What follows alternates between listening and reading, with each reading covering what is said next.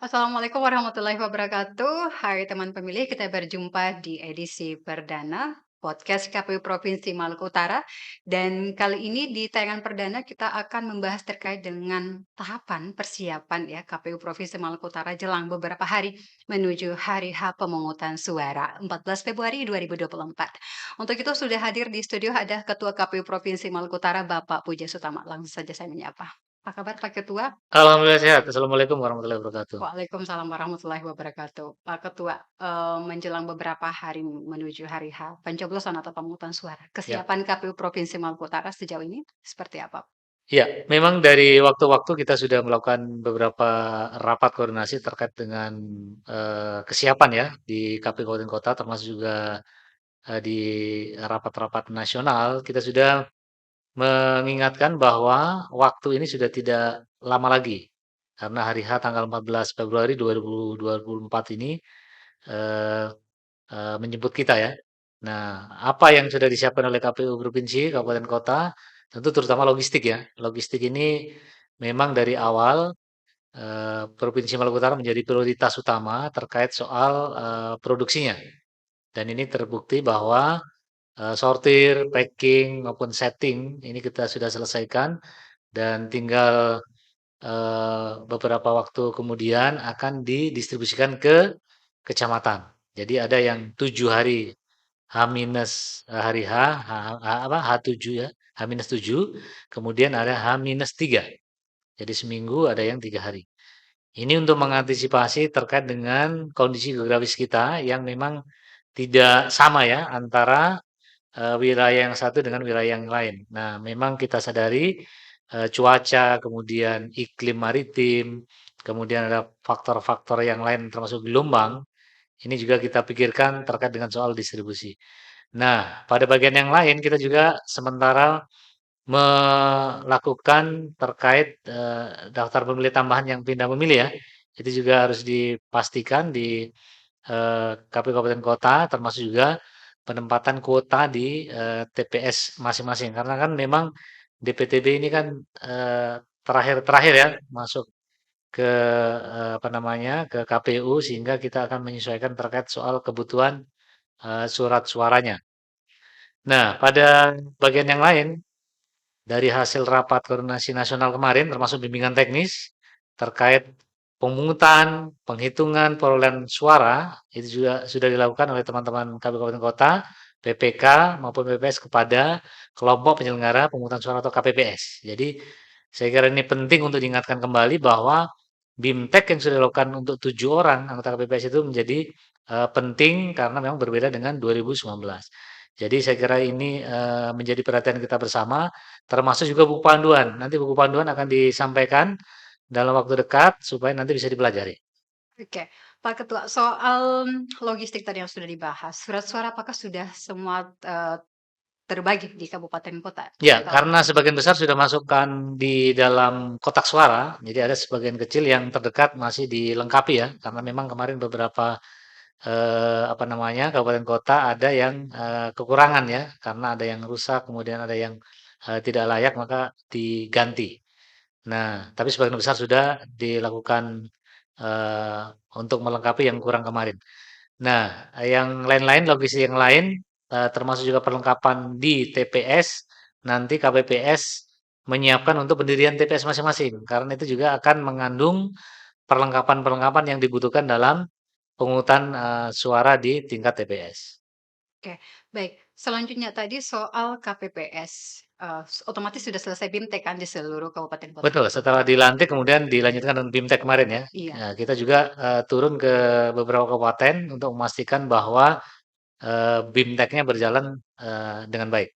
Baik, selanjutnya Pak Ketua, menuju 14, Februari, tentunya keinginan dari seorang ketua KPU dengan proses berjalannya ini, tentunya aman dan lancar. Bagaimana sih, KPU Provinsi Maluku Utara, harapannya menjelang 14, Februari 2024? Ya, memang kemarin juga teman-teman KPU provinsi ya melakukan sosialisasi turun ke titik-titik apa namanya eh, termasuk juga pasar, kemudian di tempat-tempat yang memang banyak apa namanya lalu lintas atau traffic apa namanya mobilitas penduduk ya. Nah, itu disapa untuk menanyakan misalnya tanggal pencoblosan hari apa, tanggal berapa, bulan apa, dan tahun berapa. Nah, ini juga penting untuk mendorong warga masyarakat mengingat hari hanya. Kadang-kadang kan ada yang lupa misalnya, oh ini padahal hari H.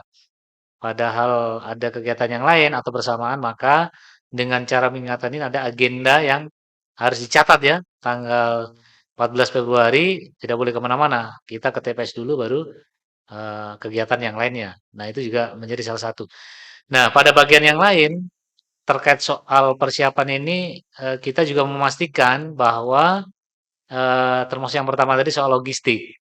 Nah, soal nanti setelah hari H itu kan ada kewajiban-kewajiban dari kelompok pemungutan penyelenggara suara itu untuk melakukan misalnya pengumuman dari hasil setiap TPS-nya. Nah, ini untuk kepentingan publik supaya publik mengetahui hasil pungutan dan penghitungan perolehan suara di TPS masing-masing. Jadi ini sebagai kontrol publik terkait dengan hasil di setiap TPS-nya.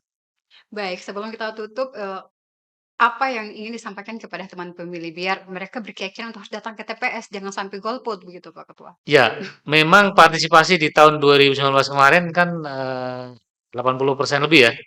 Nah, kita berharap ini bisa lebih dari 80%. Memang tidak mudah untuk mempertahankan partisipasi masyarakat 80% tadi. Walaupun di 2020 kemarin dalam pilkada, salah satu kota di Maluku Utara mencapai 89,1%, hampir 90% lah.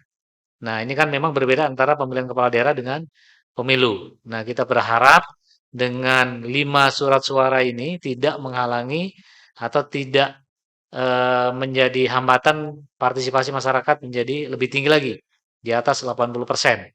Nah, ini butuh kerja keras kita semua, termasuk tadi mengingatkan hari H, tanggal 14 Februari 2024, harinya hari Rabu, kemudian jamnya harus diingat, mulai jam 7 pagi sampai jam 1 siang.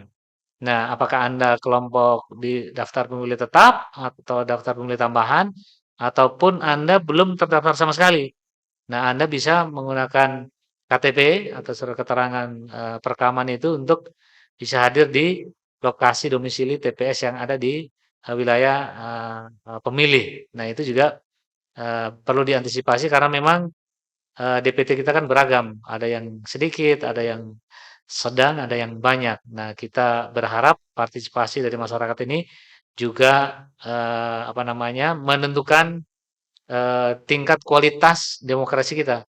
Semakin tinggi partisipasi masyarakat, berarti itu tanda keberhasilan dalam sebuah pesta demokrasi. Tapi kalau partisipasi rendah, maka itu juga legitimasi dari hasil pemilihan juga tidak kuat kira-kira begitu. Jadi saya berharap ini bisa tercapai dengan baik. Baik, terakhir Pak Ketua, Maluku Utara sedang menghadapi 2 agenda, agenda menjelang 14 Februari 2024, pemungutan suara dan, seleksi. Apakah anggota-anggota KPU ini diingatkan untuk jangan sampai mengganggu gitu kabupaten kota ini? Terganggu atau psikologinya bagaimana Pak Ya, Ketua?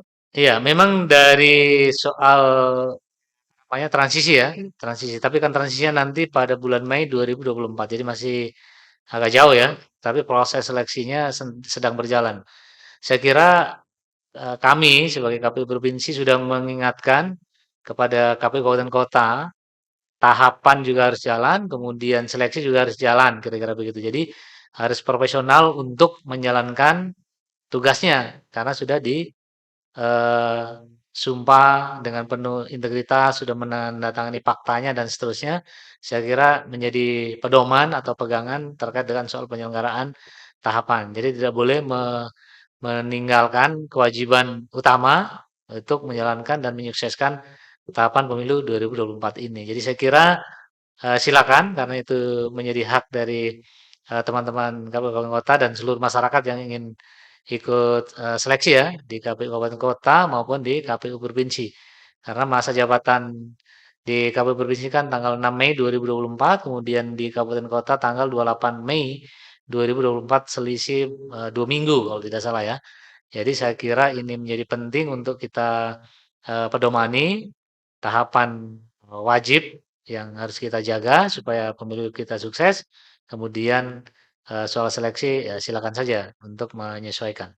Yang paling terpenting sukseskan dulu 14 Februari dua ribu dua Betul, puluh empat yang betul. nanti semoga ya kalau ada rezeki ya rezeki gitu. Baik Pak Ketua, terima kasih atas informasinya terkait dengan persiapan ya atau KPU Provinsi Maluku Utara menjelang 14 Februari 2024. Banyak informasi yang bisa didapat teman pemilih, dan jangan ragu-ragu untuk datang ke TPS 14 Februari 2024. Jangan golput atau golongan putih. Suara Anda sangat menentukan demokrasi bangsa ke depan. Sampai jumpa lagi di channel YouTube KPU Provinsi Maluku Utara, tepatnya di podcast KPU Provinsi Maluku Utara. Ikuti akun sosial media KPU Provinsi Maluku Utara, Facebook, Twitter, Instagram, dan juga website untuk mendapatkan akses informasi terkait dengan pemilihan umum tahun 2024. Kami pamit, terima kasih, sampai jumpa lagi di podcast KPU Provinsi Maluku Utara selanjutnya. Untuk